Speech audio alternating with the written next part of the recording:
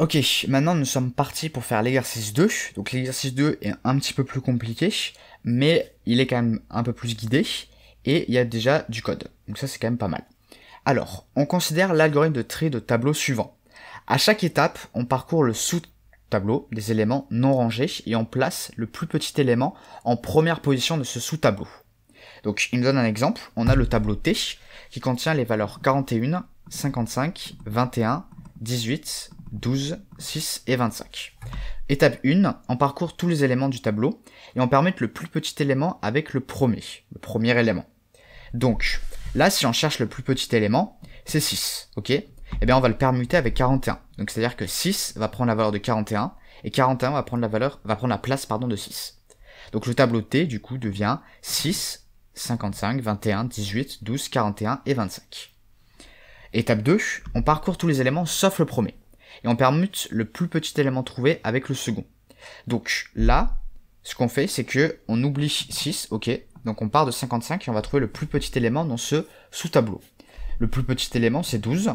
Donc on va le permuter avec le second, donc c'est-à-dire cet élément-là, 55.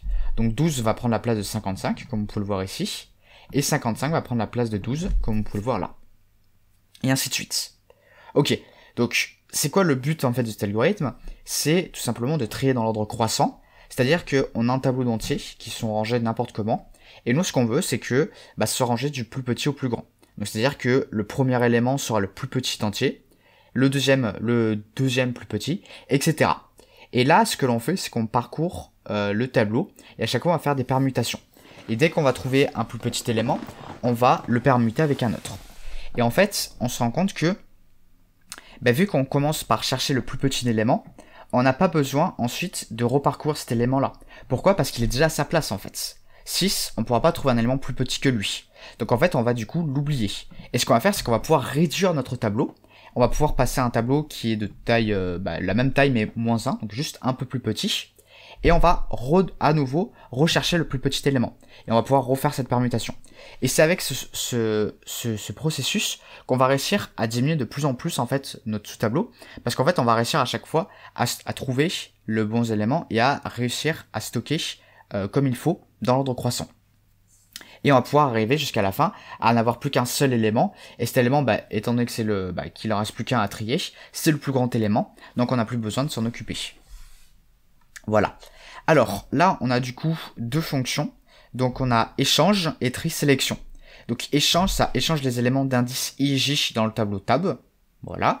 Et tri sélection, ça trie le tableau tab dans l'ordre croissant par la méthode du tri par sélection. Donc ça, c'est un algorithme en fait qui existe déjà. Et vous le refaites vous-même. Donc il y a pareil du code à compléter qu'on va faire après. Alors, on va s'occuper déjà de échange. Donc, échange, en vrai, c'est une fonction que vous avez peut-être déjà vue. C'est comment vous faites pour permuter deux éléments. Vous avez un élément à l'indice I qui doit aller à l'indice J. Élément qui est à l'indice J doit aller à l'indice I. Bon, bien, ce que vous faites, c'est que vous prenez un des deux éléments. Ok. Donc, typiquement ici, tab de I qui va être stocké dans temp. Pourquoi? Parce que quand vous allez faire l'affectation ici, vous allez perdre en fait cette valeur-là. Donc il faut la garder quelque part. Donc on va tout simplement mettre tab de I ici. Et là, on va pouvoir mettre tab de I qui est égal à tab de J. Et tab de J sera égal à temp, qui est du coup la valeur initiale de tab de I. Alors, je vais faire ceci. Donc tab de I comme ça. Ensuite, tab de I est égal à tab de J. Et tab de J est égal à tab. Voilà. Ensuite, on a tri sélection à faire. Alors, comme on a dit, on trie le tableau par la méthode du tri par sélection qui consiste en fait à, on parcourt notre tableau, on trouve le plus petit élément et ensuite on recommence, sauf que on réduit le sous-tableau. Et en fait, là on voit qu'on va répéter un certain nombre de fois qui va être proche de n, c'est-à-dire la taille du tableau. Et à chaque fois, en fait, on va juste se décaler de 1. C'est-à-dire se décaler de 1, c'est au début on va commencer par le premier élément, ensuite on va se décaler de juste de 1, donc on va commencer par le deuxième élément. Bien, ce que l'on va faire, c'est que on a len de tab, là on fait for k in range. Donc là, à quoi correspond cette boucle? En fait c'est le nombre d'étapes, si vous réfléchissez bien. Parce que après là on a un for i in range, if tab de i, là on voit que cette boucle en fait, elle sert à trouver le plus petit élément. Donc là ici ce qu'il faut faire, c'est qu'il faut paramétrer la boucle pour qu'elle fasse le nombre suffisant d'itérations afin de trouver, enfin de pouvoir faire en fait toutes les étapes qu'il nous faut. Et les étapes à chaque fois, bah, c'est vraiment, on parcourt tous les éléments pour trouver le plus petit et ensuite on échange à la fin. Bon, eh bien, on se doute que ça va être proche de n. Pourquoi? Bah tout simplement parce que on a n éléments à trier, d'accord? Donc, bah, on voit que c'est à peu près ça. Et en vrai, le nombre exact, c'est même n-1, tout simplement parce que le dernier élément, bah lui en fait on n'aura pas besoin de le trier. Quand on a un sous-tableau de 1 élément, on s'en fiche. On n'a pas besoin de le trier vu que bah, il est déjà à sa place en fait au final. Imin, ça va être égal à quoi? C'est une valeur arbitraire qu'il faut mettre. Donc imin ici, ça c'est l'index, ok? D'accord? Parce que là on nous dit imin est égal à i. Donc en fait c'est pas la valeur en elle-même, c'est pas le plus petit élément dans le tableau, c'est l'index du plus petit élément dans le tableau. Ok? Et en vrai, ça a du sens avec la fonction échange, parce que la fonction échange, elle prend deux index en fait. Vous voyez? Donc c'est pour ça qu'il nous faut un index imin. Ici, on peut prendre la valeur de l'index k ici, parce que bah, ce sera la première valeur de notre tableau. Et donc, comme je dis, il vous faut une première valeur. Donc en vrai, prendre la première valeur du tableau ou du sous-tableau, ça me paraît pas mal. Ensuite, ce que l'on va faire, c'est que on va faire du coup un for i in range quelque chose, donc qui commence quelque chose et qui va jusqu'à n. Donc ça c'est pour aller jusqu'au dernier élément. Donc là, qu'est-ce qu'il faut qu'on fasse? C'est qu'il faut qu'on compare chaque sous-élément à l'élément qui se trouve à l'index imin. Bien, bah, du coup pour cela, on va commencer du coup à k plus 1.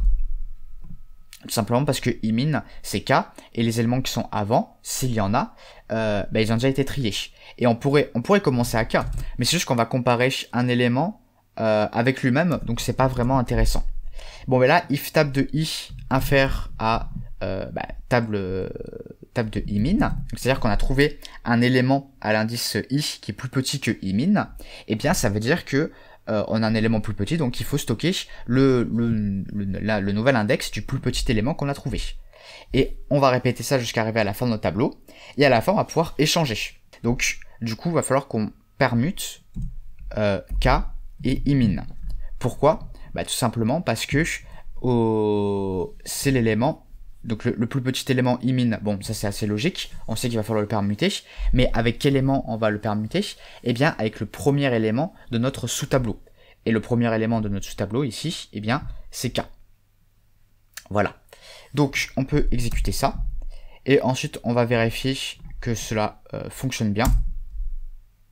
Et là, nous avons quoi? Nous avons 6, 12, 18, 21, 25, 41, 55. Et bah, de toute façon, on peut le voir nous-mêmes, on peut le vérifier. C'est bien trié dans l'ordre croissant. Voilà.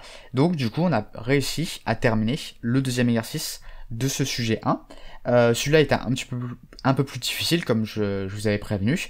Mais voilà, il faut essayer de prendre le temps de le faire. Et aussi de regarder un petit peu le code dans son ensemble. Parce que vous voyez, par exemple, ici, on voyait avec cette boucle que cette boucle-là servait, même si on n'avait pas tous les éléments, à parcourir le tableau et à trouver le plus petit indice. Enfin, non, pas le plus petit indice, l'indice du plus petit élément. Vous voyez? Et c'est grâce à ça, après, qu'on a pu deviner un petit peu le reste du code, notamment ici. Et ensuite, il y avait ici, où il fallait revenir un petit peu avec sur l'énoncé pour pouvoir résoudre et terminer, du coup, le code. Voilà. Moi, sur ça, je vous retiens pas plus longtemps. Portez-vous bien et à une prochaine. Salut!